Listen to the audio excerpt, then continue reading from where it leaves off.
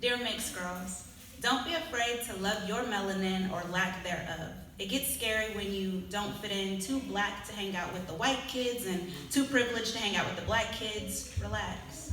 You'll find yourself searching for where you belong and know that you belong with and to you, not some group who is preconceived that you are not cultured enough or far too loud, ghetto. Yo, black privilege is real, y'all. Let me tell y'all, as the young woman who isn't quite and never will be black enough. Off-white, light, bright yellow. You think you're special like the warmth of the sun, doing all the passing like the days when Malcolm X gave hope of getting out the streets and Rosa Parks was staying in her seats, pretending to know all those lives lost on a first-name basis. See, I'm trying to affirm my melanin, trying to learn about my past so I can write about it, so you can listen to it, so I can win a poetry slam. Using dead men and women's names without their permission. Because I'm alive, I've survived, and I'm trading in my noose for that pearl necklace. But just know that you ain't white though, so don't play yourself, because they ain't your friend either. Acknowledge your tokenism. That's the only reason you're invited, so they can feel as if the N-word is somehow allowed by your presence, that through you they can somehow summon their own blackness, even as you know that that's not a word that you would ever speak. You tend to laugh and be the center of all the jokes. Hello, see, here's the scenario. You will be grouped, your stupidity associated with your melanin, because having a 4.0 makes you 4 shades lighter. Being smart is a white trait, and that's not the only stereotypical decision about you that they will make, because you look exotic. What are you mixed with? You're pretty for a black girl. What does on fleek mean? As if only you could know. No one is as friendly as they seem, and it seems like you will never fit in and out of these pressing situations that have you reconsidering everything.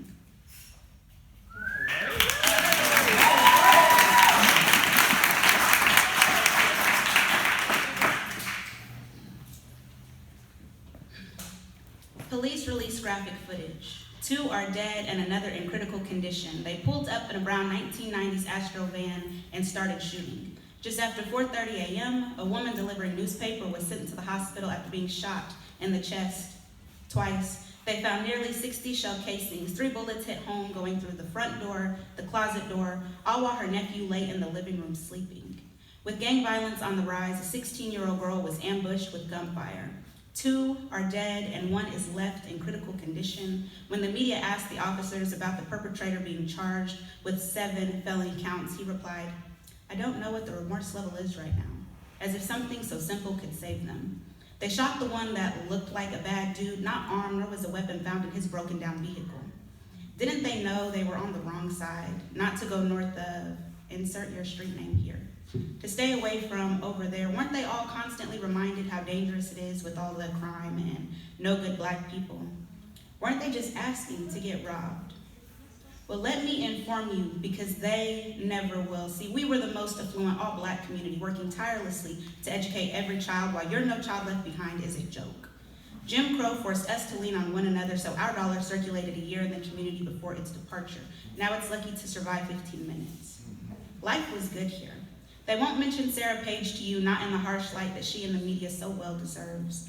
Together they helped resoundingly destroy a model economic movement by a determined African-American community, no.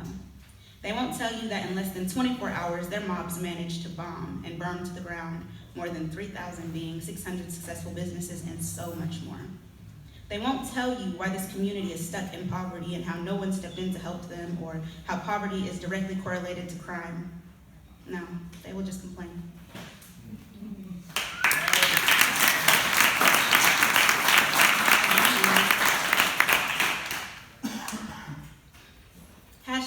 #MeToo. The 3rd time it happened, I was 7. Stepfather of my friend at a sleepover. For years, I didn't even give it a name. Parts of my body still ache from the first time they were touched. Excuses were made for his bad behavior, while I relive the sights, the sounds, the smells. They will say, it is also the fault of those who don't call out bad behavior when it occurs. But I said something afterwards, and it didn't make a difference. See, I was blamed for it. I was told not to talk about it, that it wasn't that bad to get over it. They don't believe you anyways. Abuse is not a sign of love. He punched me for not wanting to have sex. He was later promoted while I was lucky he didn't press charges. I had an abortion as a result. I wish my mother would have aborted me, and most days she does too. He was a friend of my family. You're not going to make this a big deal, right? I mean, it will ruin his marriage. As if his actions hadn't already. It was business as usual. I spoke up and nothing happened. He fired me after 2 weeks of the silent treatment. I have not, to my knowledge, ever met a young woman who hasn't been, and I mean multiple times. See, that's the problem. We are not, nor will we ever be alone in this. But I am still here, still alive, and this is when you say, #me too.